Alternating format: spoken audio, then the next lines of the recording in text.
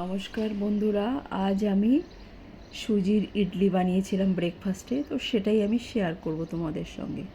1 cup সুজি আর 1 cup দই নিয়ে একসাথে আমি ভালো করে মিশিয়ে 30 মিনিটসের জন্য আমি রেস্টে রেখেছিলাম।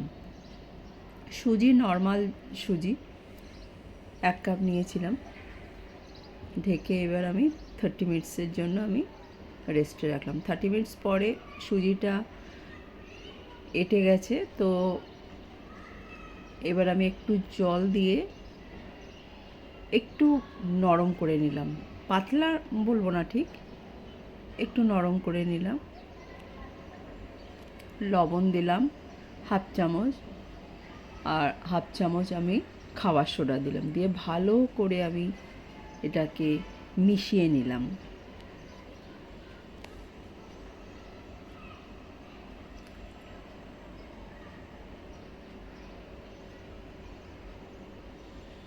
কনসিস্টেন্সিটা ঠিক এরকমই হবে ইডলির।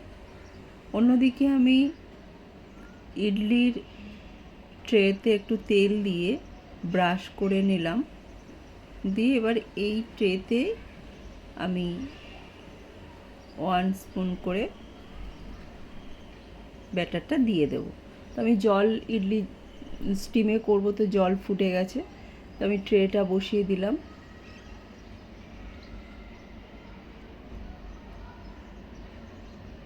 এরকম একটা হাতার সাহায্যে আমি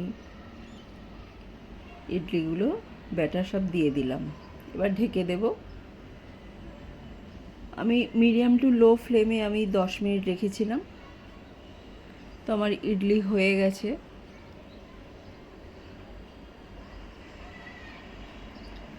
খুব সুন্দর সফট হয়েছিল ইডলিগুলো। একদম ঠান্ডা হয়ে যাওয়ার পরে আমি ধীরে ধীরে ইডলিগুলো আমি এই ট্রে থেকে আমি তুলে নিলাম।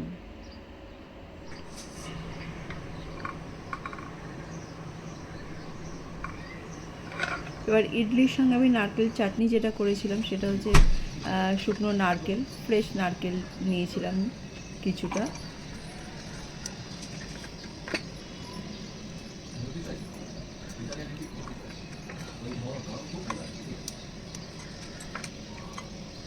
তার সঙ্গে রোস্টেড ছোলার ডাল, রোস্টেড চানা ডাল যেটা, সেটা নিলাম 4 চামচ। এবার একটু লবণ, 2টো কাঁচা লঙ্কা, ঝালটা যে যার টেস্ট অনুযায়ী, 2 কোয়া রসুন দিয়েছিলাম, আর হাফ লেবুর রস, সব একসাথে দিয়ে একটু জল দিয়ে আমি এটাকে মিক্সিতে আমি গ্রাইন্ড করে নেব। কেউ চাইলে ধনেপাতাও দিতে পারে এর সঙ্গে।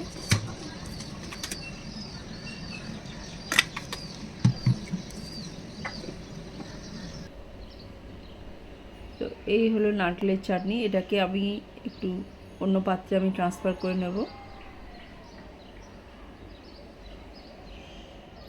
তারপর এটা এই মিক্সির ধুয়ে একটু জল যেটা লেগে থাকছে নারকেলের এই বাটাটা, এটা ধুয়ে একটু জল দিয়ে একটু পাতলা করে নেব। বেশি পাতলা করব না, একটু নরম করে নেব নারকেলের চাটনিটা।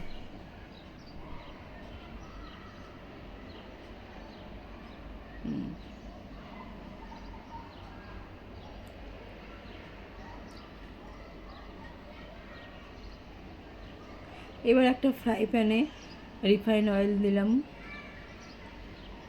দিয়ে এবার তেলটা গরম হলে আমি এতে সর্ষে ফোড়ন দেব,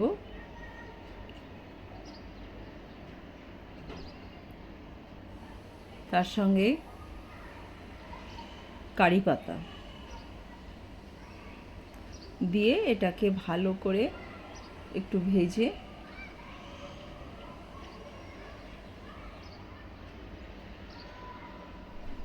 এই ফোড়নটা আমি নারকেলের চাটনির ভেতরে আমি দিয়ে দেবো, দিয়ে মিশিয়ে নেব। তো ইডলি আর নারকেলের চাটনি খুব ভালো লাগে। আর সাম্বার ডাল যেটা আমি করেছিলাম সেটা আমি সেকেন্ড ভিডিওতে, পরের ভিডিওতে আমি শেয়ার করব।